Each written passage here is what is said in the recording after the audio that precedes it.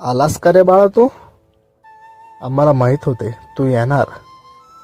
आम्हाला माहीत आहे बाळा, तुझ्या आयुष्यात खूप अडचणी आहेत. तुला तुझ्या हक्काच्या गोष्टीसाठी सुद्धा खूप झगडावे लागत आहे. तुला रोजच्या गोष्टींमध्ये सुद्धा खूप कष्ट घ्यावे लागत आहेत. आयुष्याच्या प्रत्येक पावलावर तुला कष्ट करावे लागत आहे.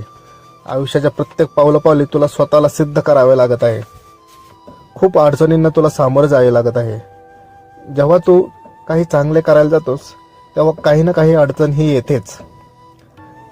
तू कितीही प्रयत्न केलास तरी तुझ्या कामात अडथळे हे येतातच.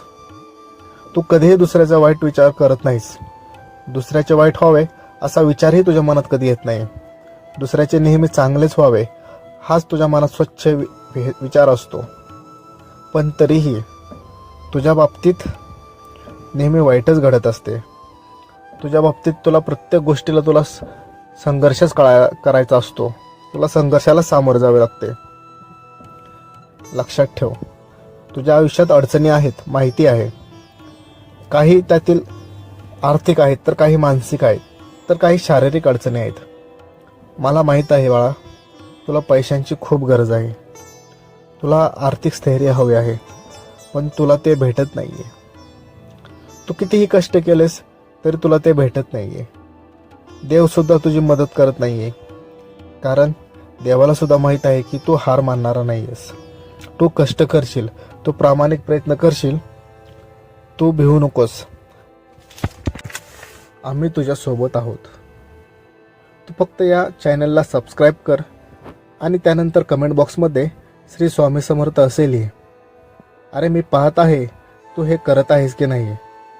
तू स्वतःला फसवू शकतोस पण आम्हाला नाही फसवू शकत. आम्हाला सर्व काही हे दिसत असतं.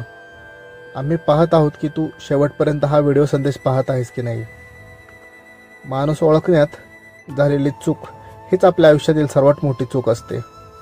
या चुकीमुळेच आपल्या आयुष्यात दुःख येत असते. आपल्याला माणूस हा ओळखता आला पाहिजे. माणसाचा स्वभाव ओळखता आला पाहिजे. कोण आपला फायदा करून घेतोय आणि कोण आपल्याला खरंच मदत करतोय हे आपल्याला ओळखता आलं पाहिजे.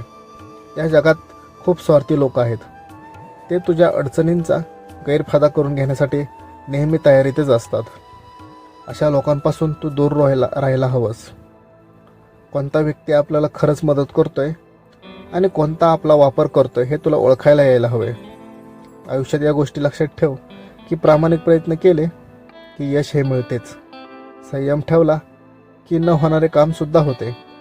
आदर केला तर नाव मिळते. निस्वार्थ राहिला की आनंद मिळतो. जो व्यक्ती या गोष्टींना आपल्या दैनंदिन जीवनात आचरणात आणतो तो नक्कीच यशस्वी होतो. त्याला काहीही कमी पडत नाही. त्याला आम्ही सुद्धा काही कमी पडून देत नाही. कोणाच्याही वाईट विचारानं तुमचं काहीच वाईट होणार नाही, कारण तुमचा कर्ता आणि कराविता तुमच्या पाठीशी उभा आहे. सुखाची अपेक्षा करून कोणापुढेही हात पसरू नकोस. वेळ वाया जाईल. त्यापेक्षा दुःखाशी 2 हात कर. तुझी चांगली वेळ नक्कीच येईल. लक्षात ठेव, आम्हालाही जो व्यक्ती लढतो तोच आवडतो. जो हार मानणारा असतो तो आम्हाला कधीही आवडत नाही. त्यामुळे लढायला शिक. परिस्थितीशी लढायला शिक. परिस्थितीला तू सामोरे जायला शिक. तुझ्या मनात तू निस्वार्थ भक्ती ठेव. लक्षात ठेव, निस्वार्थ मनाने भक्ती कर. अरे देवाच्या पुढात पैसे टाकले की देव पावत नसतो, कृपा करत नसतो. त्यासाठी देवाच्या पुढात भक्तीच्या राशी ओताव्या लागतात. देवाच्या पुढात भक्तीच्या राशी ओटाव्या लागतात. देव सर्व काही पाहत असतो.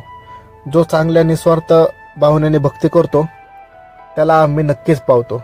लक्षात ठेव, भिवू नकोस. मी तुझ्या पाठीशी आहे. चला तर मग मित्रांनो, आपण पण स्वामींची आज आठवण करूयात. त्यांचे नामस्मरण करूयात. चला तर. श्री स्वामी समर्थ.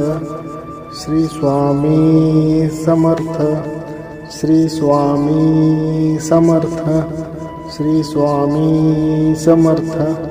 श्री स्वामी समर्थ. श्री स्वामी समर्थ. श्री स्वामी समर्थ.